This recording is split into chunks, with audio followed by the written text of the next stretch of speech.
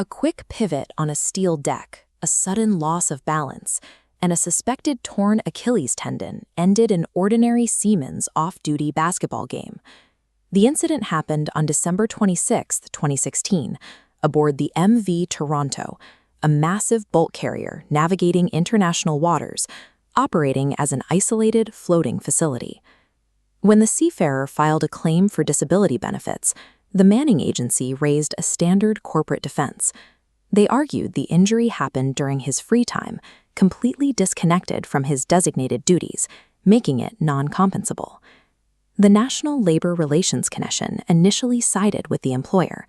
Applying conventional logic, they dismissed the seafarer's complaint for lack of merit.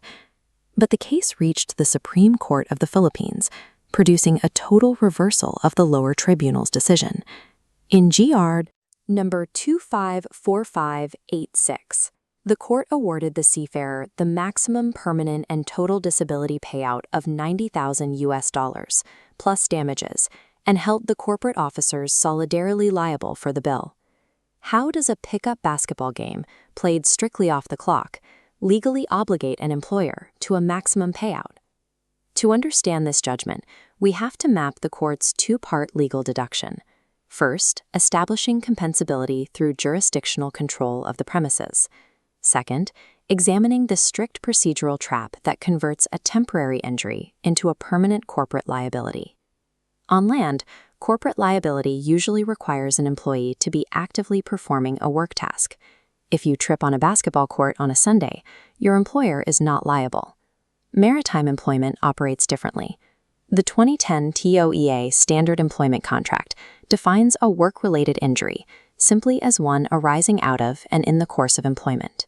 It deliberately leaves out the requirement of active duty performance. The court bridged this legal gap by applying the bunkhouse rule. This doctrine dictates that when a contract requires an employee to live in quarters furnished and controlled by the employer, the boundaries of employment expand. A seafarer is confined to the vessel. Because the shipowner controls this environment, they assume risk for the premises, creating a continuous occupational zone.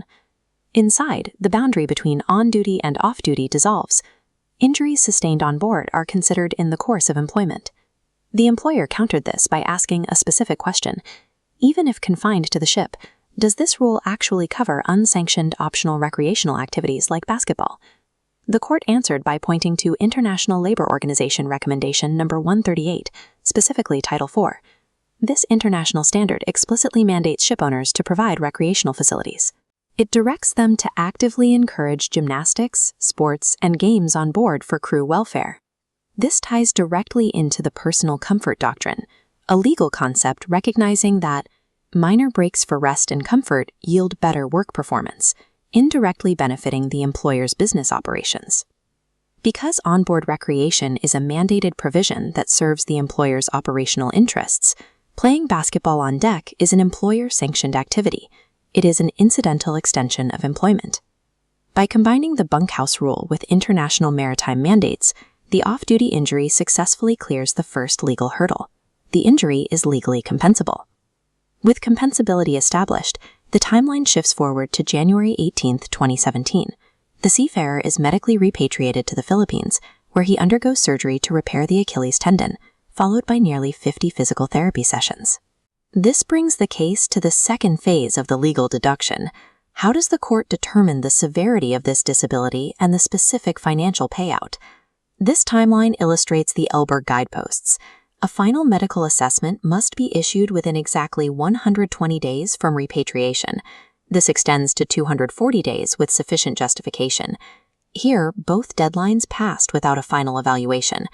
It was only during the NLRC appeal that the employer attempted a belated defense. They produced a document dated June 28, 2017, claiming a doctor had declared him fit to work. The Supreme Court emphatically rejected this evidence. It was written on a standard prescription pad, not denominated as a final medical report, and submitted well past the mandatory deadlines without any justification for the delay. The Elberg guideposts operate as a harsh statutory mechanism. When an employer misses these deadlines, the law removes all medical subjectivity and negotiation from the case.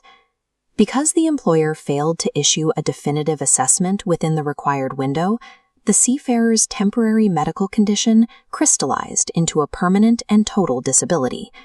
By operation of law, this failure triggered the full $90,000 payout under the collective bargaining agreement.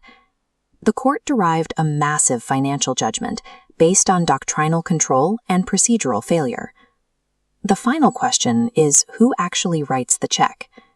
In standard business law, the corporate veil concept generally shields individual corporate officers from paying a company's financial liabilities out of their own pockets.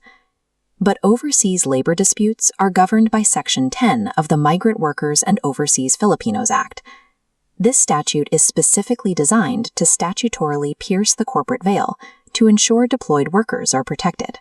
It links the manning agency, the foreign principal, and the individual corporate officers directly to the financial judgment. This applies a standard of solidary liability. The corporate officers of Wilhelmsen Manning are held personally, jointly, and severally liable alongside the agency for the entire monetary award. To enforce compliance, the Supreme Court added a final punitive measure, a 6% annual interest rate applied to the total award from the date of finality until the judgment is fully satisfied. In maritime labor law, jurisdictional control over the ship's premises expands the definition of what is work-related. Pair that with strict statutory timelines that relentlessly penalize administrative delays, and you create absolute financial liability, a liability from which corporate officers cannot escape.